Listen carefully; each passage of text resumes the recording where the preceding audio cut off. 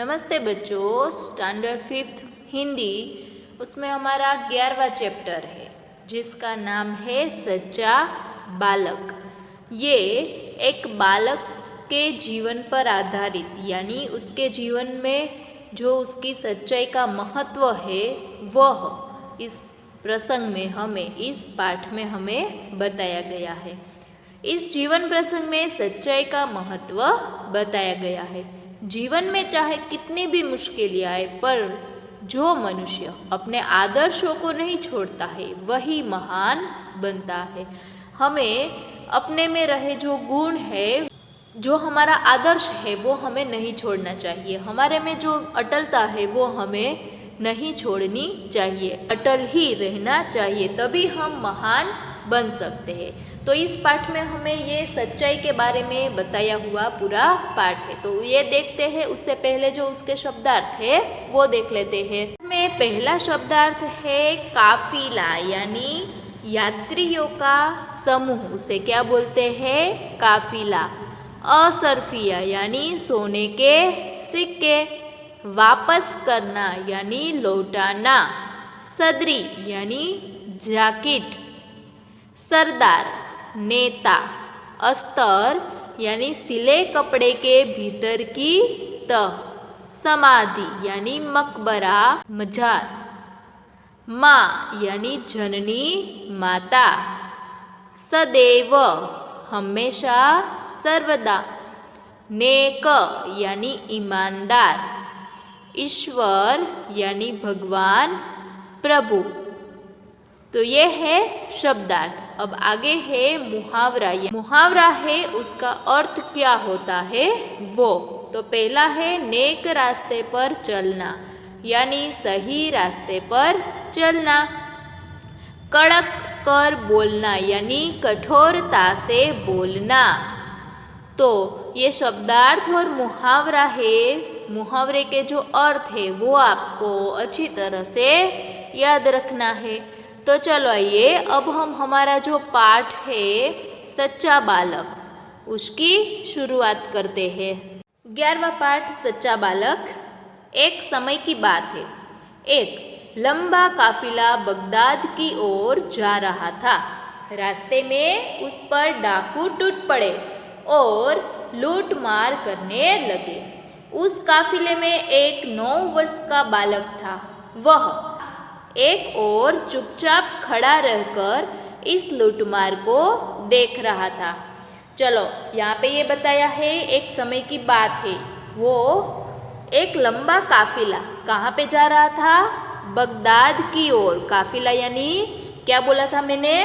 जो यात्री होते हैं उसका जो समूह होता है उसको बोलते हैं काफिला। वो कहाँ पे जा रहा था? बगदाद की ओर। रास्ते में वहाँ पे क्या हुआ? कुछ डाकू है वो वहाँ पे आके लूट मार करने लगे। वो काफिला था, यात्रियों का जो समूह था, उसमें कितने साल का बालक था? 9 साल का, 9 वर्ष का एक बालक था। वह यहाँ पे ये जो हो रहा था, लूटमार हो रही थी, वो सब चुपचाप खड़ा रहकर देख रहा था। एक डाकू की नज़र उस लड़के पर पड़ी। लड़के के पास आकर वह डाकू कड़क कर बोला, तेरे पास भी कुछ है?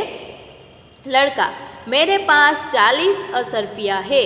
डाकू चकित होकर क्या कहा? तेरे पास 40 असरफिया है? लड़का, जी हाँ। डाकू लड़के का हाथ पकड़कर सरदार के पास ले गया।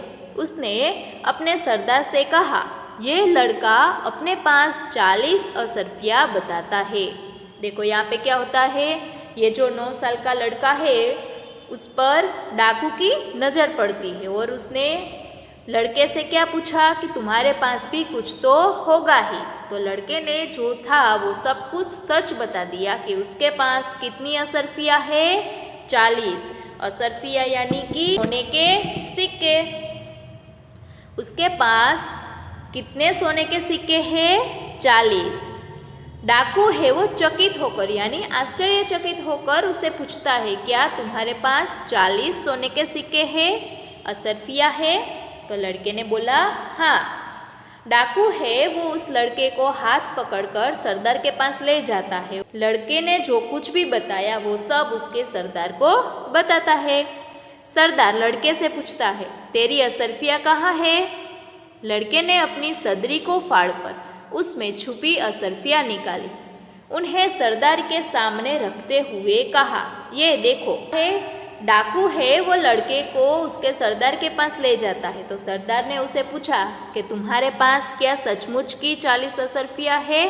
तो लड़के ने बताया, हाँ। कहाँ पे है? उसके आंसर में ये बताया कि उसने अपनी सदरी यानी जो उसका ऊपर का जैकेट है वो फाड़कर उसमें छिपी असरफिया यानी जो सोने के सिक्के हैं वह बताते हुए सरदार को कहा, ये देखो।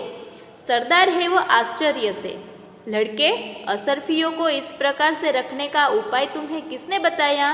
लड़का, मेरी माँ ने इनको सदरी के अस्तर में सी दिया था जिससे किसी को पता न चले। सरदार, तो तूने असरफियों का पता हमें क्यों बता दिया? लड़का, मैं झूठ कैसे बोलता? मेरी माँ ने कहा था, बेटा सदैव सच बोलना, झूठ बोलना पाप है। सरदार है वो लड़के को आश्चर्यचकित भाव से बोलता है, पूछता है कि इस प्रकार रखने का कारण क्या है? ये उपाय तुमने किसने बताया? तो वो ये बताता है कि मेरी माँ ने ये उपाय बताया कि अस्तर में जो सदरी का अस्तर है, जैकेट का अस्तर है, उसमें छुपा देते हैं। तो सरदार पूछता है, तो तुमने हमें क्यों बता दिया? तो लड़के ने ये बताया कि उसकी माँ ने ये सीख दी है कि हमें बेटा सदैव यानी हमेशा सच बोलना चाहिए, झूठ कभी भी नहीं बोलना है। झूठ बोलना क्या है? पाप है। झूठ बोलने से पाप होता है, ये मेरी माँ ने मुझे सिखाया है। लड़का ऐसा जवाब देता है। सरदार डाकुओं से कहते हैं, ये छोटा बच्चा अपनी माँ का इतना कहना मानता है कि ऐसे संकट में भी झूठ नहीं बोला। हम लोग बड़े होकर भी ईश्वर के बताए नेक रास्ते पर नहीं चलते और लूट मार करते हैं। सरदार है वो इस छोटे बच्चे की बात से, ये सरदार को इस लड़के की बात से प्रेरणा मिलती है और वो उन डाकुओं को बताते हैं कि ये इतना छोटा बच्चा है फिर भी उसने अपनी माँ की बात मानी, उसका कहना माना। ऐसे संकट में, ऐसी मुसीबत में भी उसने झूठ नहीं बोला। तो हम लोग ये बड़े होकर भी ईश्वर के बताए गए जो नेक रास्ते हैं यानी जो सही रास्ता है उस पर नहीं चलते, हम क्या करते हैं? लूटमार करते हैं। तो ये हमें सीखना चाहिए इस छोटे बच्चे से। सब डाकू, सरदार बात तो ठीक है, सब डाकू है वो उसकी हाँ में हाँ मिलाते। सरदार है वो डाकुओं से कहता है, इनका लूटा हुआ सामान इन्हें वापस कर दो।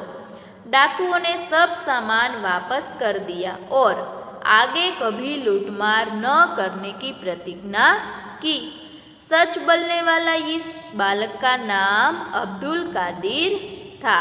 बड़ा होकर ये बालक महान संत हुआ। उनकी समाधि बगदाद में है। वहाँ प्रत्येक वर्ष बड़ी संख्या में लोग दर्शन के लिए जाते हैं।